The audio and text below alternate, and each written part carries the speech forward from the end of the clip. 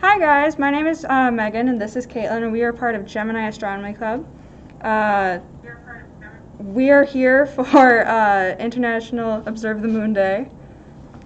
We are up here at Kopernik Observatory, and we are currently going to give you a brief little presentation about the moon, and we're going to cut to Jeremy, and he's going to show us a live stream if the clouds move, or he's going to show us a video of the moon's surface.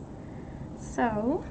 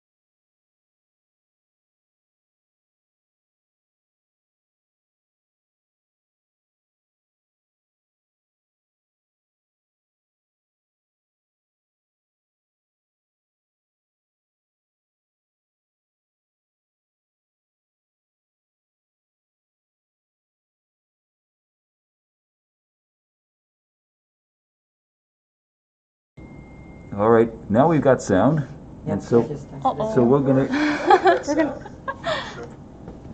Okay, can you hear us now? All right, so we're gonna go back. Yeah, we're gonna start over. Okay, let's do this. There we go. Awesome. Cool. Thank you, Dreamy Escaper.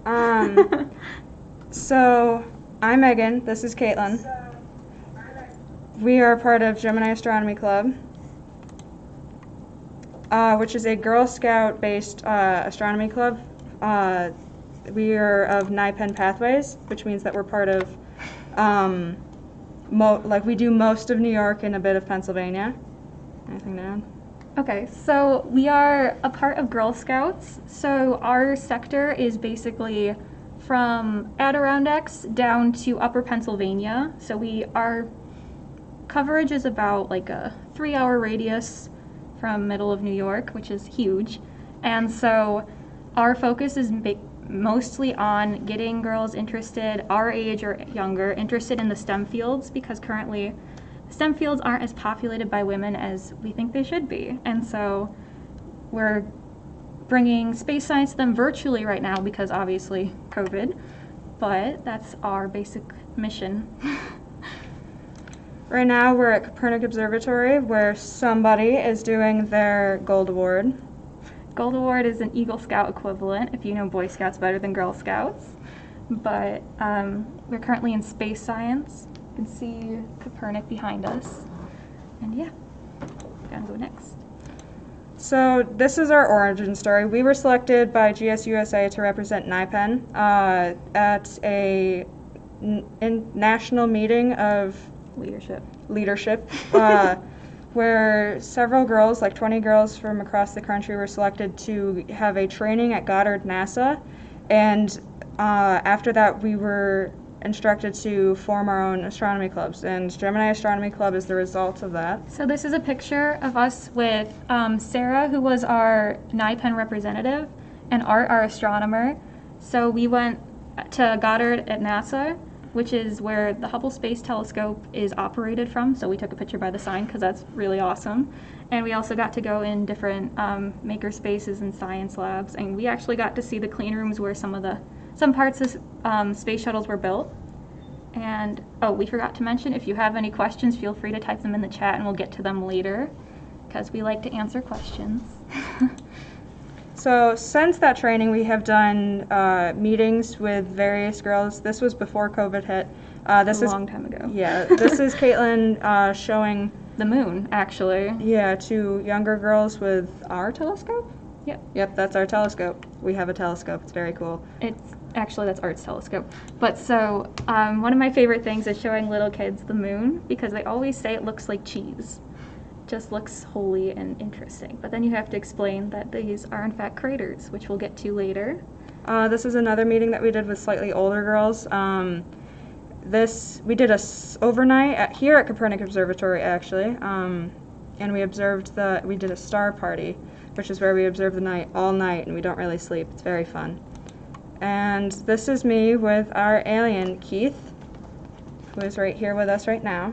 We have 3 aliens. He's the only one that we could bring to you right now because he is the smallest. Here's him doing his Keith things. And because of COVID, we've had to do a bunch of online meetings with our Girl Scout members. So we've had discussions about black holes, wormholes, mythology. What else did we do? We did some others. We're planning on having an alien day eventually. Eventually. That'll be in person. Basically what's up tonight, how to work a telescope, making your own star wheel, a bunch of different activities. And it's been really fun and quite difficult trying to start an astronomy club virtually. Yeah, virtually, because you can't exactly observe the sky together except through If cameras. you're interested in joining our astronomy club, even if you're not a Girl Scout, you can become a Girl Scout and then join our astronomy club. Or you can tune into our Zoom meetings. Yeah, feel free to contact us. You don't have to be a Girl Scout to do our Zoom meetings. So we're going to start our presentation and we're going to welcome you to the International Observe the Moon Night. So, why do we celebrate International Observe the Moon Night? This is the 10th year of this celebration, basically. It was started by NASA, and every year they have chosen a night sometime in September, October, for everyone to go outside and observe the moon together and basically celebrate our neighbor. This is Caitlin's photo that got selected by some Girl Scout organization to be on the Girl Scout blog. So, Girl Scouts puts out information so basically, we're not the only astronomy club created by Girl Scouts. There are hundreds across the U.S. We're just the one for NIPEN. And so everyone was sent out this idea. You can send in moon pictures, anything, to be publicized for Observe the Moon Night, because then they send it out to Girl Scouts across the U.S. and across the world. So I had the opportunity to send one of my pictures, which got selected, which was exciting. And yeah. So why tonight? NASA chose tonight because it is the first quarter, which is great for observing. It's actually the waxing gibbous right now. Never mind then. It's close enough. And it's great for viewing along the terminator, which is the part, as kind of shown in this picture, it's the part in between like day and night. That's when it's best to observe the moon. You don't have to stay up as late either. Yeah, that too. And it also accentuates the shadows and craters of the landscape. Yes. So, Luna is our moon, our partner. So, moon is a very general term, and basically, Luna is Latin. I think it's Latin. Yes. Latin for moon. So, and then our sun is Sol, because, once again, sun is a very broad term. So, our moon is kind of our partner and somewhat of our protector. It has no atmosphere, no liquid water, extreme temperatures, and 1/6 of Earth gravity. And I'm sure you all have seen the astronauts bouncing on the moon. That is caused to the 1/6 of Earth's gravity. It looks like a lot of fun, and I hope maybe to one day try and bounce in 1/6 Earth gravity. That would be so much fun. But so, temperatures on the moon are super extreme due to the lack of atmosphere, and that also causes all the craters and impressions you can see. Because, like on Earth, our atmosphere burns up most of the meteorites that are about to hit us. And no liquid water, but there could be water. The Greeks called the moon Selene, and as Caitlin said, Latin and Spanish are Luna, and French is La Lune, like the song Clair de la Lune. That's about the moon. Megan speaks French if you can't tell. Yeah. In German, it's Mond. Okay. So, an origin story. Where did our moon come from? There is, obviously this isn't confirmed because we can't exactly go back 4.5 billion years and say, hey, this is how our moon's forming. Time travel is not a thing yet. Yet. But so, what we think happened is a mass about the size of Mars. They named it, we named it recently Theia, which is also the Greek goddess who is married to Hyperion and the mother of Selene. if you remember what Megan said, Selene is the moon in Greek. Greek. But so basically Theia collided, it's a protoplanet, it collided with the Earth, and they were both molten masses and basically scattered debris around the Earth. And over time, this debris condensed and kept spinning and spinning, and eventually all condensed into a singular satellite, which is now our moon. As the little diagram here explains. Is that it? Yes, the diagram helps understand it a little bit. Here's another diagram. This one's a little bit more realistic of what that would look like if we could see it. The surface of the moon has cooled, but the interior is still molten, so that means that it's not really solid. It's just kind of hot and squishy. And so, as Caitlin said before, there's no atmosphere around the moon, so craters are forming from meteoroids, because the atmosphere doesn't exist, so it can't slow it down, so it just hits the planet or space body and creates a little dent, basically. Large. The first 1 to 6 meters of the moon's surface is basically very dusty due to all the impacts that it's had. So it's very dusty, as we've seen in pictures of the moon. So it's kind of sandy up there. So large impacts create basins, which are. Yep. Okay. Form them. Which are those? The darker parts? Well, they're called Maria. What? If you do it here, then they'll see it. Oh. Yeah. Okay. Okay. Technical difficulties. Sorry.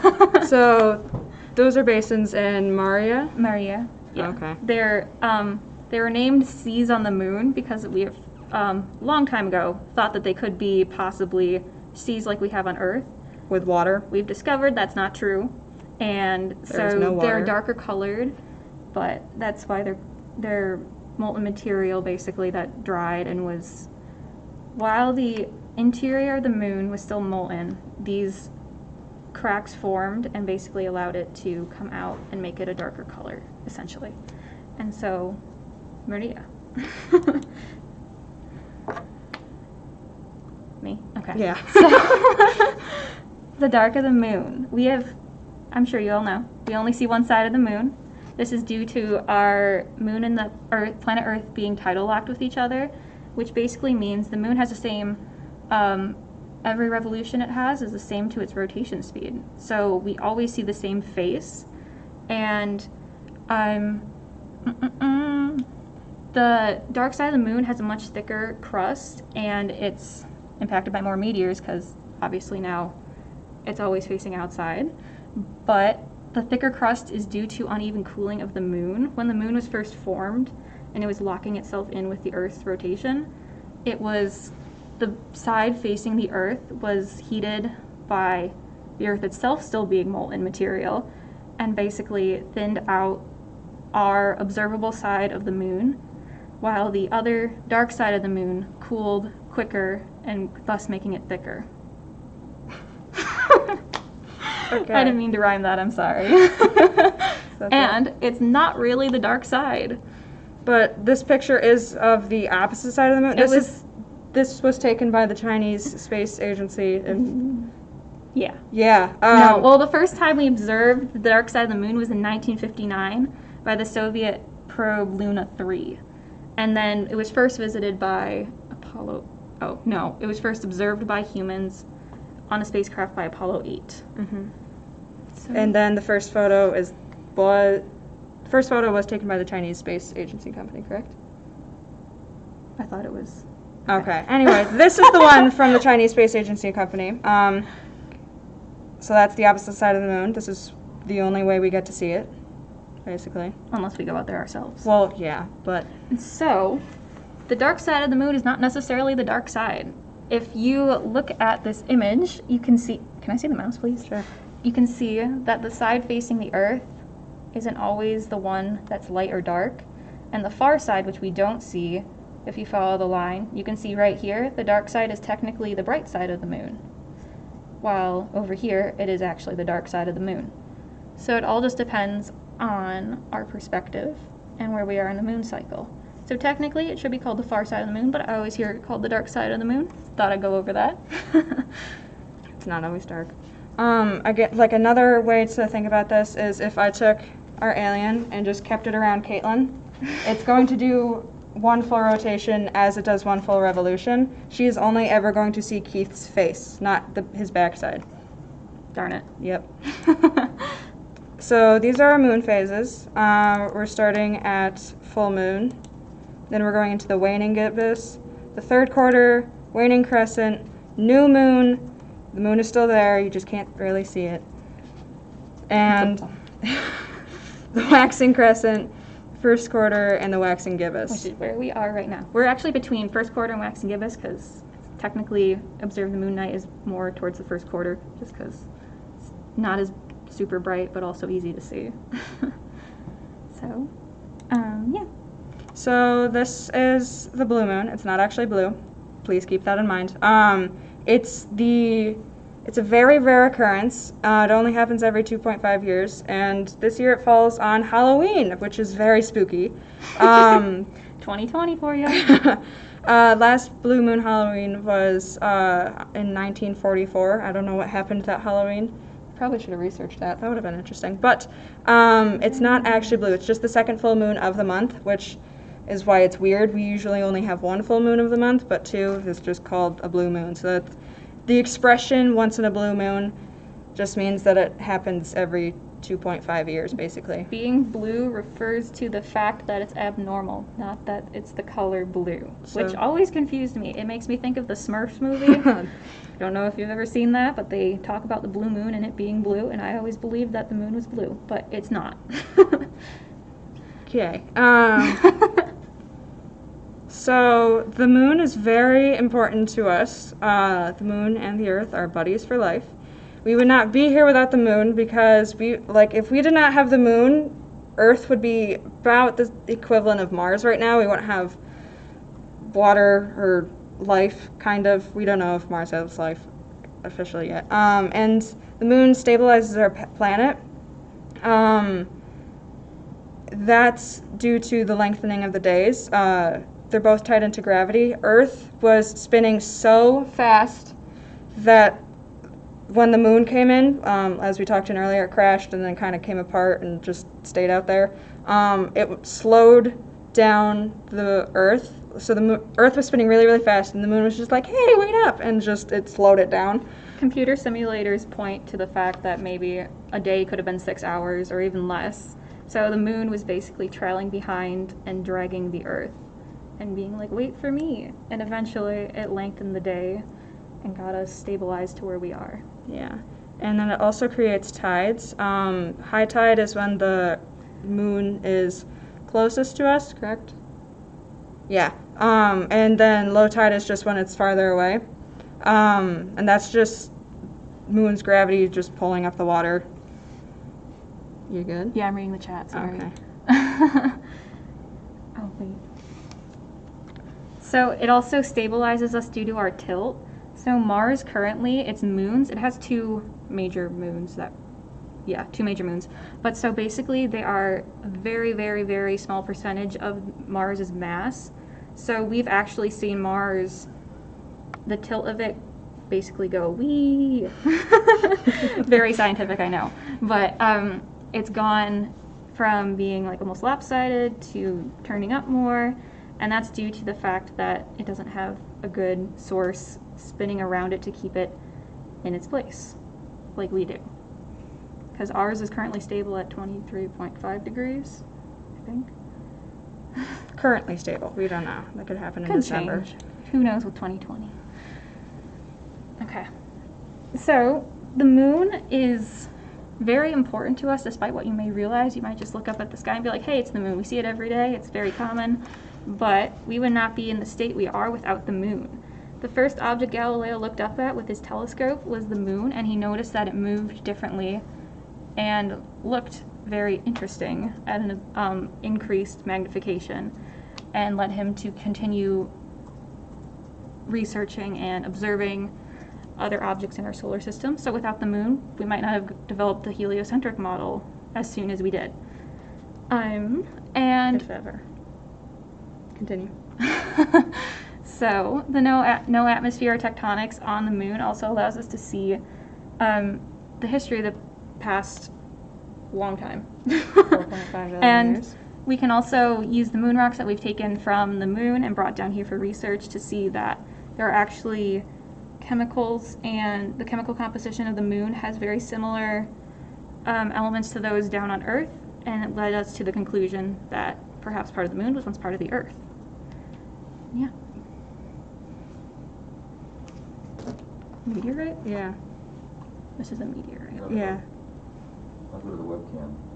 So now you can. Okay. Oh, nice. Oh, cool. Okay. Awesome. So this is a little meteorite. We have it at Kopernik. This has 4.5 billion years worth of history in it.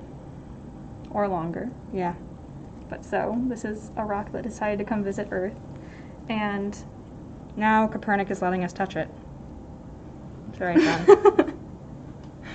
we used to have a moon rock here, but we don't have it with us right now. And it's very interesting. If you come up to Kopernik sometime, maybe we'll have it back here. After COVID. And so, future of the moon exploration. So the biggest thing right now is Artemis program, and that's the plan with NASA to get us back to the moon by 2024 and hopefully get the first woman to the moon by 2024. There have been 12 astronauts that have walked on the moon. All of them have been men. And so it's time for that to change, and hopefully, well, actually right now they're making good progress with the engines and the designs, so hopefully this will actually become a reality before 2024. And so part of the reason that we want to go back is to make exploration of our universe, or solar system, I guess, sustainable. And we would do that because the moon, as I said, has very similar elements to those on Earth, and like compositions are pretty similar, but the rocks on the moon are very dense with oxygen. So the idea is there could be molten salt electrolysis. Sounds complicated, but basically it's like taking a moon rock and sticking it in a little basket with molten calcium chloride and electrifying it in order to extract the oxygen and make it breathable for longer space missions, because oxygen is really hard to transport, and it's heavy and it's expensive, and being able to make our own would be beneficial to the space program and also make it more sustainable. And then the image here is kind of just a rendering of What they want it to look like, basically. maybe. Yeah. Looks very funky. Yeah. And I think now questions. Okay, so let's look at the chance. Oh, there's a lot of things. Okay. Okay, so how old? I'm 16. And I'm 17. But so for our club, we basically take middle schoolers and up. Yes, cadet. But if you don't know what that means, basically middle schoolers and up, just so it's easier to do in-person sort of things. But basically anyone can join our live streams. We've had people from California, different places, Yeah, we've had across like far places. this one. What inspired you to get into this field? Star Wars? She was my inspiration for getting into this field was a combination of her and Star Wars. I kind of pulled her into it. Star Trek. Yeah. Basically, I always wanted to go to space. What brought me into it? Probably being at Kopernik so much. I intern at Kopernik, which is why I'm wearing my Kopernik shirt, but I spend a lot of my summer, not this summer because I couldn't, but the past 2 summers I spend a lot of time with at Kopernik, or when I was younger I'd do space camps here.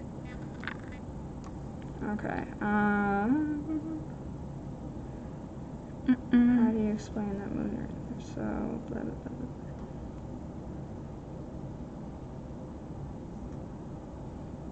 What?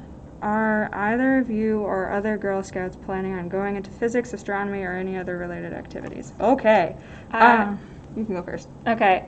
I'm currently trying to decide between aerospace engineering and astronomy and astrophysics because I'm indecisive and I like both a lot. But so those are my two major ones. I really like doing astronomy because with this club, obviously, I've had many opportunities. And I actually have 3 telescopes at my house. They don't get used too much because I don't like being out in the cold. But it's a lot of fun for me and I enjoy it. We're both looking at colleges now because we are both seniors. And where I want to go into some type of engineering, maybe not aerospace, maybe aerospace. Again, I don't know. It could be anything. You're looking into like flight schools and astronomy, like anything that's not on the Earth. Basically. Yeah. So yes, we are looking into science things. We do have a few girls. I think Amelia's interested into science stuff too. Yeah. We don't have many members. Just because, well, we've done a lot of outreach, but if now you with... want to join us, feel free. Okay. Are you expecting something new on the moon will be discovered? Probably against the... Possibly. I mean, I'm reading the question. Science, sorry. Science is always evolving. Are you two expecting that something new on the moon will be discovered and probably against the original scientific explanation? So, I mean, we just found the building blocks of life on Venus, which is kind of insane, but finding it in the but we only just found that, so who's to say that there's not something else on the moon that we wouldn't find that would be like... Yeah, it could be in the interior where all the squishy stuff is. We don't know. Like tardigrades or anything. Well, I mean, there's currently tardigrades on the moon because something dumped it there. I don't remember what spacecraft it was. Oh yeah, that was an accident. So technically there is life on the moon that's just unintentional. Yeah. Do you think we're field somewhere relevant to the orbit of the moon? Yes? Yeah. I mean, the magnetic field mostly... Okay, the question is, do you think the Earth's magnetic field could be somewhere relevant to the orbit of the moon? Yes? We could also pull in our astronomer here, or any astronomer here. We have a few. We are up at Kopernik. Yes. If we don't know, but I'm pretty sure the answer is yes. Yes? What did he just say? That's probably a question for Art. Art just said something, but I don't know what he said. Okay. Last names of both. Okay. I am... Oh, Art's coming in. Oh, Art's coming. What was your You're going to meet question? Art. What was your question? The moon related to the magnetic field. I don't think it's going to be... Hold on, go ahead and get the camera here. I'm Drew Desker. I'm the director of Kopernik, and Art is our astronomer. Amateur astronomer. And to answer your question, I can't say for certain, but my sense is that just the distance between the moon and the Earth, that the magnetic field really doesn't have that much of an interaction. But that's Yeah, I would agree. my general sense. But don't take that to the bank. Thank you. So this is Art.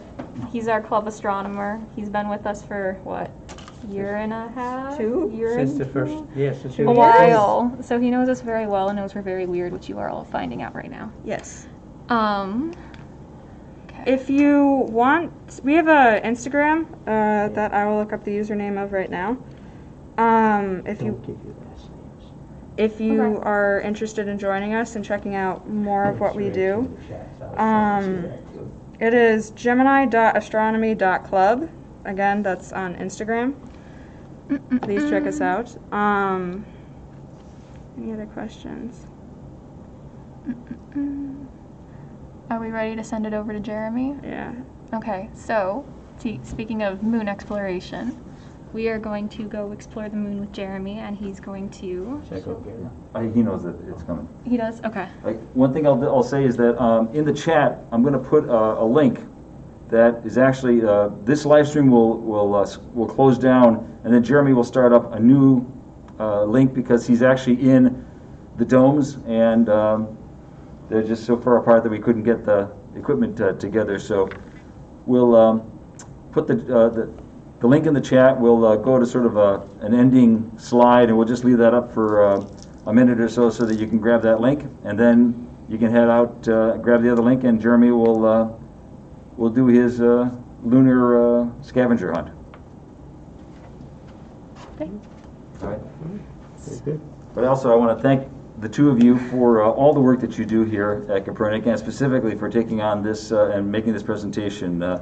Thank you for inviting us here. Always glad to have you here, and would love to see some more young people involved up here at Kopernik. So, if that's something, if we piqued any interest in you, please reach out to us through our website. Thanks. Thank you, guys. Bye.